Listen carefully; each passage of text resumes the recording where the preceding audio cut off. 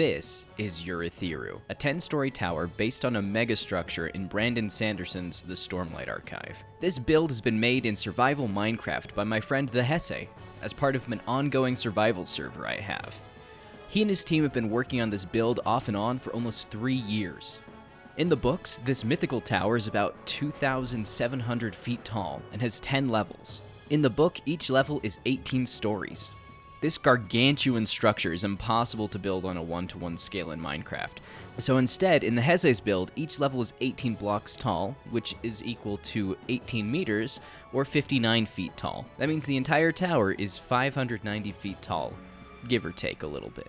There are two main things that make this build different than other Minecraft versions of Urithiru out there. The first thing is that this build has been made almost entirely in survival Minecraft. That takes a lot of dedication. But you know what doesn't take a lot of effort and dedication? Hitting that subscribe button. I'm only 40 subscribers away from my goal, so I'd really appreciate it if you subscribed. Anyway, back to the video. The only things not done in survival are the actual construction of the mountain, because this build began before the Caves and Cliffs update, and the lifts, made utilizing commands to make them move. Aside from these two features, the entire tower was built block by the Hesse and his team. The other difference is they're working on building the inside of the tower. Most Urithiru builds I've seen only have an external structure, and there's nothing on the inside. The Hesse wanted this build to be a base for his faction, and they're trying to add as many book-accurate details as they can. So far, they've built the atrium, the Oathgate platforms, the well, some of the siblings' nodes, the heart of the sibling, the theater, the cloud walk, the conference room for the Coalition of Monarchs, an edge dancer clinic, and of course, lots of hidden doors and hallways.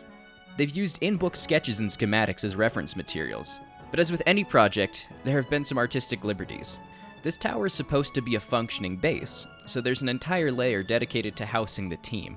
The only criticism I have about this project so far is that nearly the entire structure is made out of stone bricks.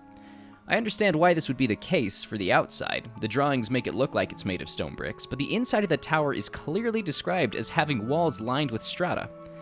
Now, this would be difficult to make look good in Minecraft, but I know the Hesse and his team have thought about it and plan to add strata to parts of the build eventually. This build is probably the single most impressive build on my server. Not the single most impressive base, but the single most impressive build.